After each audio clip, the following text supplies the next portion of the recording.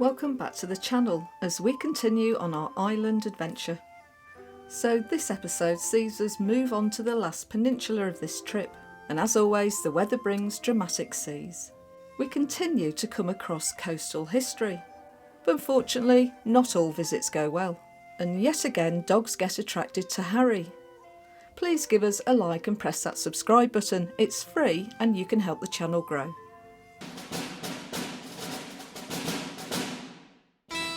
Welcome to GetawayGeese. We are Stu and Jane, and with Harry, our Ford custom auto camper, we share our adventures. So join us in this our rough guide series to campervanning in Ireland.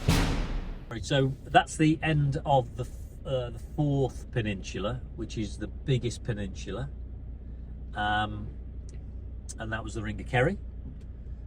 So we've gone all the way, obviously, round the coastal area, and we've dived down lots of side roads. Been to the middle. And we've been to the middle last night. Yeah. And we did go to the middle in a few places, went up to the fort and that. And I think it's been really nice, a nice peninsula. Really good peninsula. Very lush. It's a lot more mountainous and hilly, lots of big cliffs we've seen. But I think we've enjoyed the Ring of Kerry. Really enjoyed it, yeah. I think we've been lucky in October because the autumn colours have come into being on the Ring of Kerry, which is, I think, we've noticed them more on this peninsula. So it's good. We've spent a long time going around the peninsulas, but the thing is, when you're travelling around in a campervan, if you go too quick, in 400 metres, enter the roundabout and take the second exit to N22. Just keep your mouth shut. It's taken us a long time to do this, but the trouble is when you go around in a campervan and you can go quite quickly, it all becomes a bit of a blur. You don't remember it as well as you should do because it's just boom, boom, boom, boom, boom sometimes. So it's been really good that I'll be able to look at a map and it will all come back to me what it looked like. So we've just left Killarney. We've done the shopping, topped up with everything, got some fuel. So we've sort of reset ourselves and we're going just come to the fifth peninsula, which is the Dingle Peninsula. So we've just started that. We're looking for our first parkup, and it's a bit further down. I thought it's actually quite close to Dingle village or town. It's just before then, so we've got about 30 minutes to get there. It's a nice evening. I just, as long as that parkup works out, I don't want another nighttime parkup session. The weather looks better than last night anyway.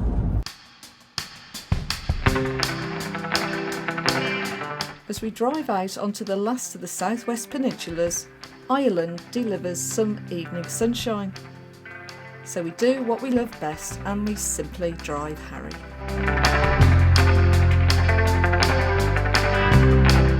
We look back across to the Ring of Kerry Peninsula where we've been for the last few days. And we pull into Inch Beach for a quick photo stop. It would have been a great place to stay over, but unfortunately no obvious places to stay that we could see. So we move on and the sun gradually sets, and as it does it makes driving a little challenging for Stu at times.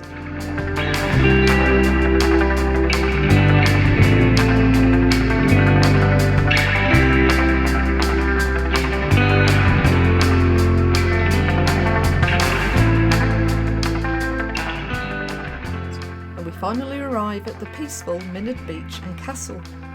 The castle was featured in the film Ryan's Daughter in 1970.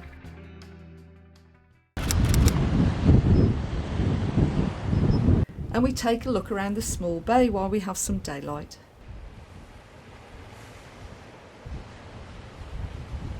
Now there's an impressive amount of large boulders on the beach, which we wrongly assumed were put there to stop the erosion. But it's totally natural, creating one of the finest storm beaches that Ireland has to offer.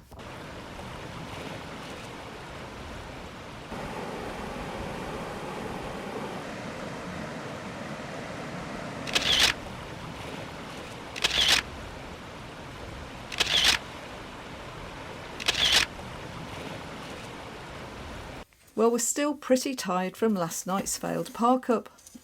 So we quickly put the shopping away and get into bed pretty early.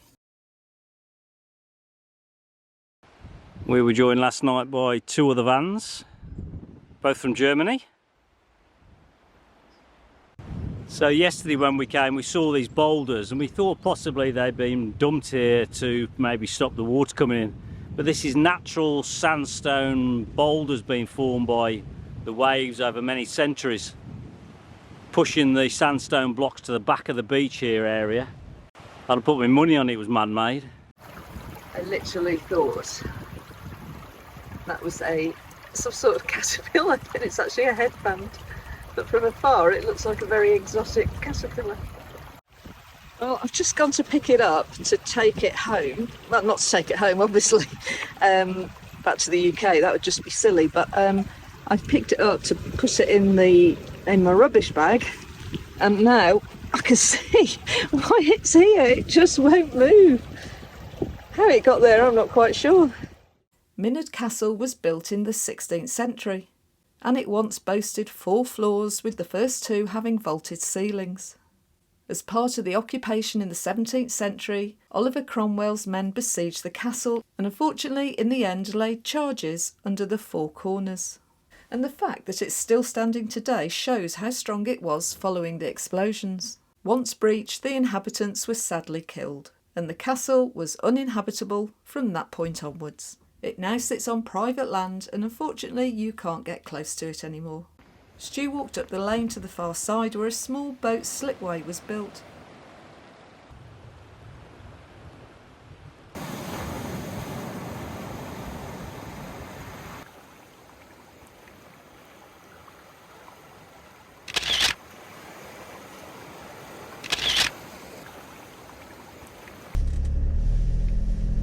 Well, it's time to move on.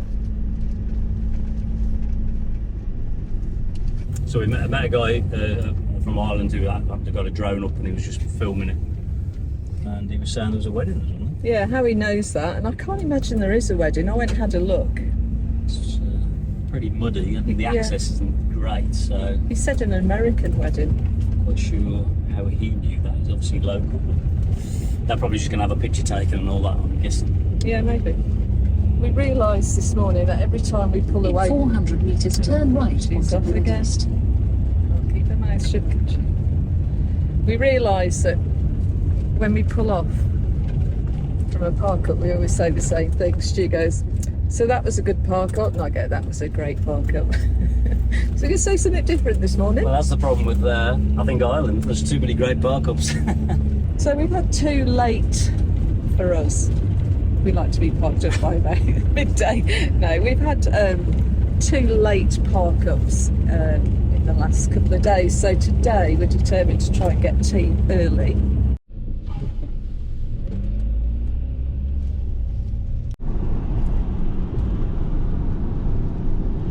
Just stopped outside for a picture opportunity and discovered it's a cemetery, so I don't think we'll be stopping there. Turn left now and then your destination is ahead on the left. Hopefully this is not a cemetery, it's a... Well, it's down as a burial... Oh, actually it's the same burial site. Okay, we've gone round the corner to the other cemetery. It's not an ancient burial site, it's just a burial site. Does it say heritage? No, it just words don't say that anyway. I just assumed Okay, it was. we're just visiting a graveyard basically. Yeah, I'm going to take Jane to a graveyard because... Arrive at your destination on the left. Should be going there one day. So I'd take Jane to all the best places. So Stu's got a very strange concept of a day out. Oh, they are big plots, aren't they? Wow. Raised plots. Yeah. Oh, loads of them. Maybe See, it was interesting after all. So our next stop is going to be Minard Beach, which apparently has a visible rock stack.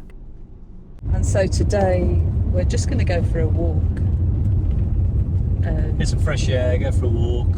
Yeah, Have a bit of a slow day today because we're just catching up on our energy levels, I think. Yeah. Patiently waiting, the pair of them. Oh, there's 3 of them. Let's watch that down. Sheepdogs. One's a young one. One's so on. Jumped up at the bloody van.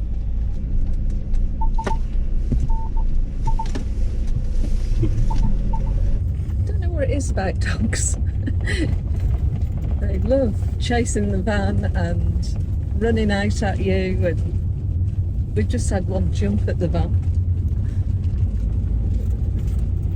I've never seen that before. Wow. We can walk on the beach, can't we? Yeah.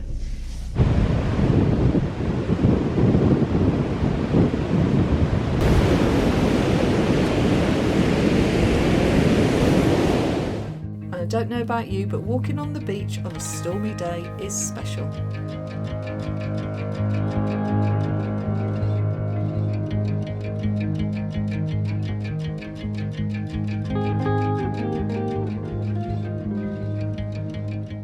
The white-capped waves today are really impressive as they crash onto the beach. Stu is in his element, and we both capture way too much footage, but we just want to film as much as we can.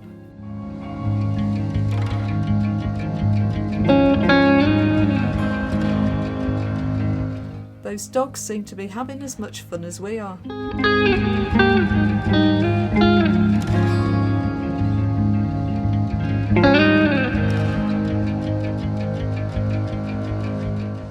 Stu goes off back to Harry and I just get lost in the moment, capturing the waves, and at times I get a little too close.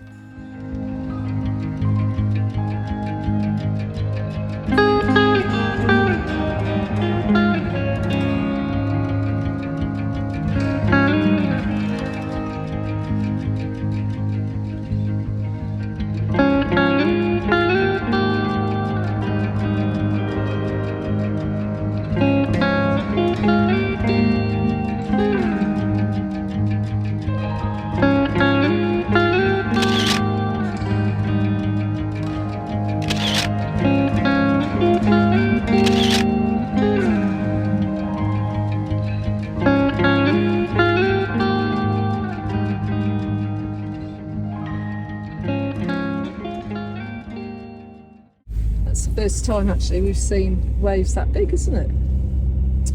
Yeah. Maybe the position of the peninsula facing the Atlantic. I think Mizzen Head is probably quite rough, but we never got close to it. No. Yeah, we spent quite a bit of time on the beach. It's just really nice to walk along it. It's amazing what you find washed up. There was a welly and a tennis ball and all sorts of weird things that are obviously being washed ashore. We were saying the geology is again different here, very redstone. Yeah, beautiful. But there was some really stones. good smooth grey one. That big Yeah. grey one as you first got onto the beach was really smooth. Yeah. And that. But it's just weird. You just go a few miles and you get a different looking beach. Yeah. They're forcing me to stop. No, they're not bothered by you now. It's that little one that was the offending dog. At least we know he's all right.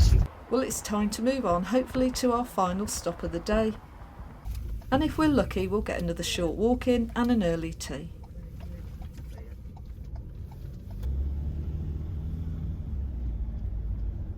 Well, that's the view from our park up.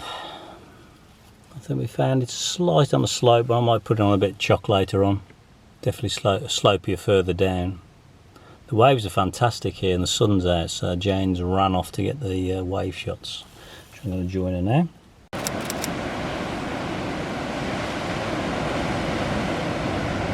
Now today the weather is supposed to close in later. So first we'll make the most of the sunshine and we take a look around a small but perfectly formed beach called Bean Bane.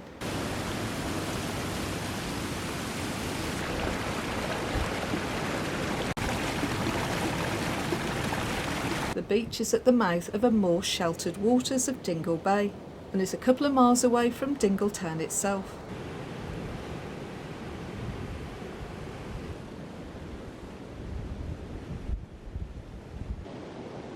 As you can see, the sand is silky smooth and untouched in the sunlight. And I think that lighthouse in the distance will be our walk destination this afternoon.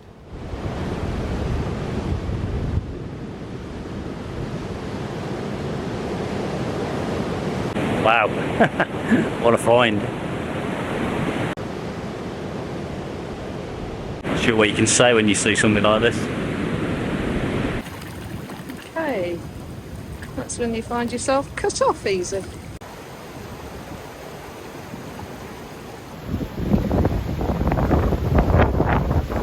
So on the peninsula over there is called the S Tower, which is a stone-built tower. You can see it's in the distance, so he's on my maximum zoom then. He's thought twice and he's turned around and he's heading back. Maybe it's too rough.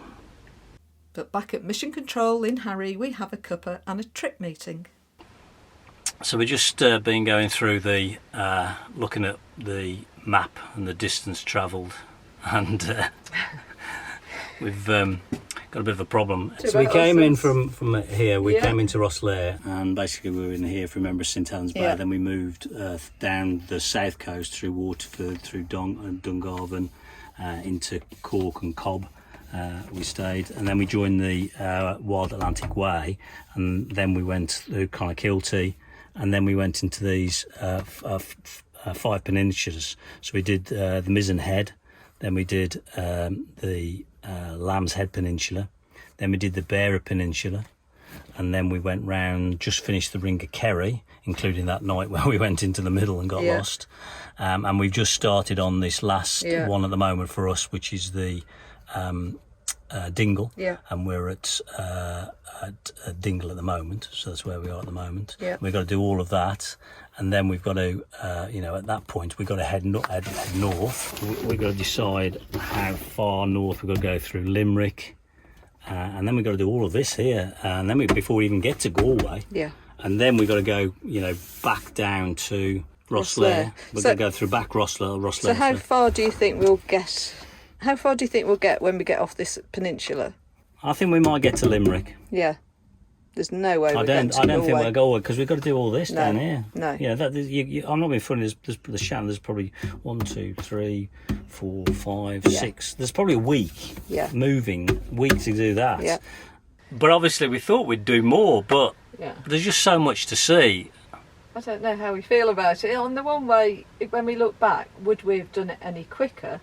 And the answer's no, we wouldn't have, would we? Because we'd have missed out stuff that we've definitely seen. So we haven't, we've gone really slow. We've got at a pace that's more livable. But we've stopped at beaches for a couple of hours, 2 or 3 hours. The day's gone. We then park up. Yeah. And we find a park up, and then we're there for the 2 nights. Yeah, and also we've been lucky. We've had good weather. But apart from that, we're lucky that we can take it. Oh, for the period of time, Over the period of time we have, and.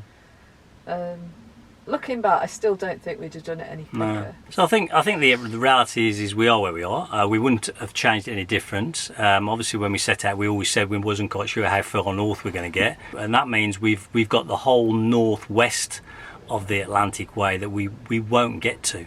But that means we're coming back, and we're definitely coming back, because it's been such a great trip. And it doesn't feel like, I think that's the other thing, it does not feel like 7 weeks, does it?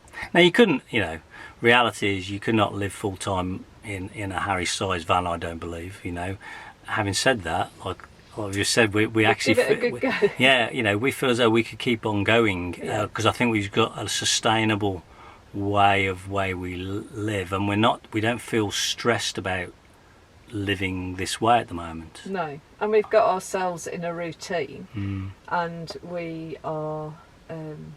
We both work around the van really well together. So we're not going to show you all of the WildAtlanticWay, the reality is. I hope what we have shown you, and we'll continue to show you to the end of this trip, is that there's a lot to see. It's a great place. It's a great. The people are fantastic. We failed. We failed in a good way. Yeah. No time for that walk, as the weather is changing and the wind is definitely picking up.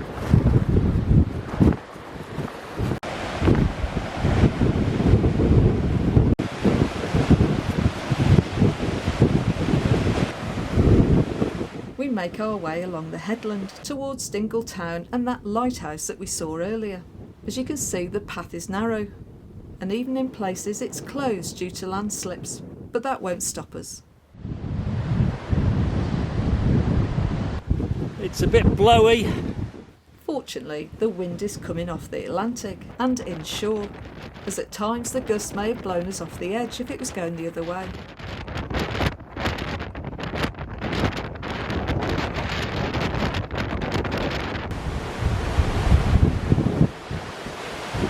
we're being a bit wary as it's really blowy and gusty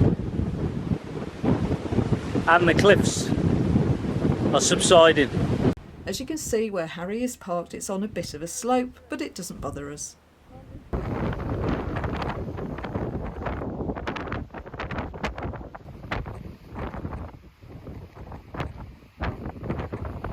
The 7-metre high lighthouse guides boats entering the bay, and it was designed by William Douglas, the engineer that was responsible for Fastnet that we saw on the Missing Head Peninsula. It was built in 1885. Apparently the light has an 11-kilometre range and cost the grand total of £585. And that was for the lighthouse and the keeper's cottage, so I think that was a bit of a bargain. Well, it's time to get back to Harry as the wind has picked up and the rain, as usual, is on its way. The seas seem even stormier when we return, so I think we may be in for a bit of a windy night. So selfie sticks are not just for selfies, so these come in very handy at times when you don't want to go round and you're being lazy. Right, I'm going to try these. We've had such nice hot chocolate out, I'm trying to recreate the moment, but I've got a feeling they might not be so good, so I thought I'd give them a go.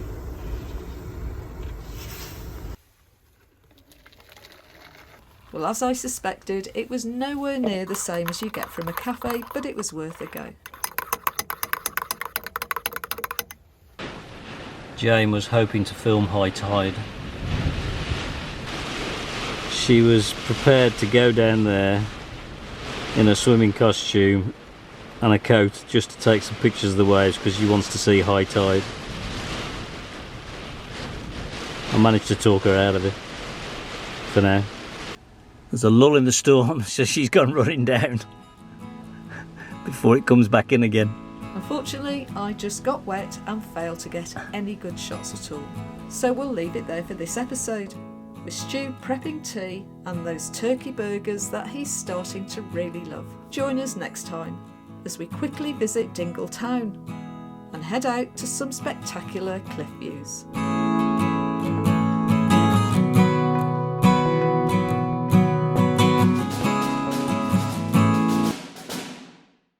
So thanks for watching, and if you enjoyed this video then help us grow the channel by subscribing, liking and commenting. And we'll hopefully see you in the next episode of our travels in Harry.